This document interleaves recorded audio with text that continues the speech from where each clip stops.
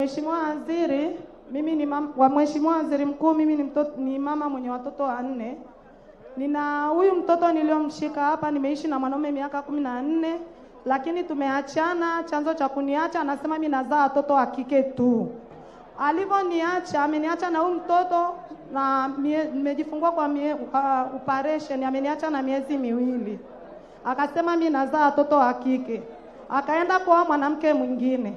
Mimi nikaondoka, nikaenda kuishi maisha yangu ya single, nikaenda kupangisha ka single, kaa naishi na wale watoto 4. Mheshimiwa Waziri Mkuu, cha kushangaza wale watoto aliwakataa, lakini cha ajabu alikuja nyumbani kikatili na kuninyang'anya mtoto wa miaka 7, ambaye huyo mtoto mwaka wao alikuwa ingia darasa la 2.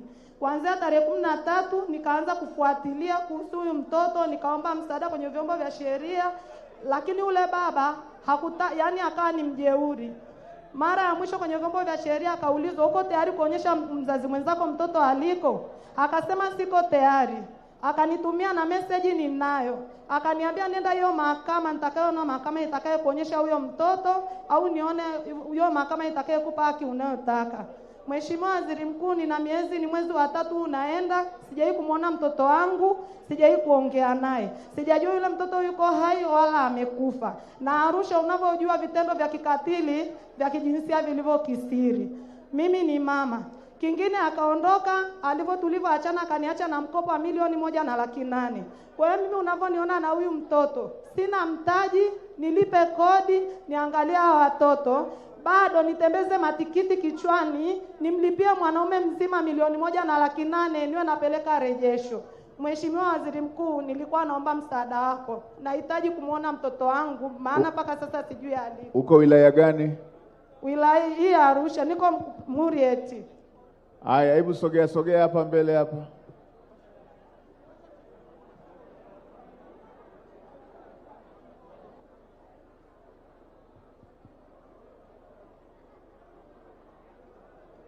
Haya, hebu simama hapo hapo. Hapo. Huyo baba anakaa wapi? Morombo. Anakaa wapi? Morombo. Kwa Mrombo. Mheshimiwa Mkuu wa Wilaya, hebu mtafute huyo. Tuma vijana wako wamtafute. Anasema mimi nazaa watoto wa kike, ananyanyasa na kunizia haki kwa sababu mimi ni mnyonge, sina hela. Kila ninakwenda sipati haki. Sina mtaji, watoto wanaumwa, wamelala ndani wako wote, na huyu naye anaumwa. Mimi nikatembeze matikiti nimlipie mwanaume rejesho.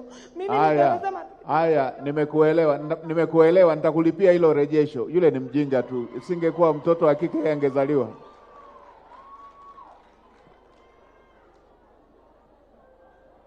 Mkuu wa Wilaya, jana nilikuwa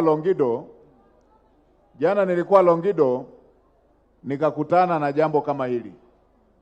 Nilielekeza pale Longido, ilikuwepo familia.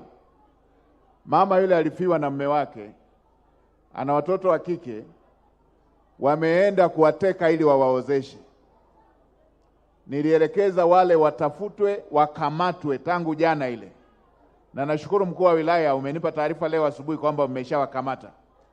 Sasa Mkuu wa Wilaya, tuma vijana wako waende kumsaka sasa hivi, wamkamate mpaka huyo mtoto apatikane. Akamatwe, amrejeshe huyo mtoto. Sasa yeye ameondoka kwa sababu anazaliwa watoto wa kike. Amefikisha miaka 7, amemfuata, amempeleka wapi? Alafu mambo mengine ya kizamani tu. Mambo ya kizamani hayo.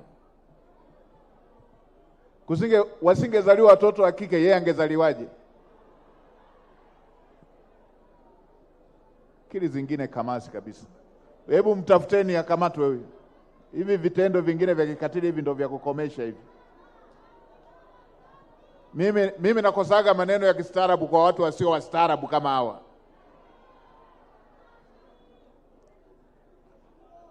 Atafutwe, akamatwe, na mrejeshe mtoto huyo. Kama kwa mtu katili kama huyo, kama kama vyombo vitataka awe na mtoto, liandikishwe, ijulikane ameandikishwa, ijulikane imeandikishwa kwa maandishi. Alafu anamfichaje mtoto mwenzake asijue alipo? Watu wanapenda kujipa haki wao peke yao, mamlaka, haki.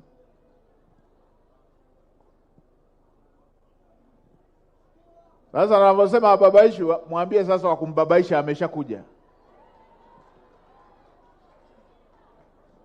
Na akikataa hao watoto wa kike wasitumie jina lake, waandikishe jina la waziri mkuu.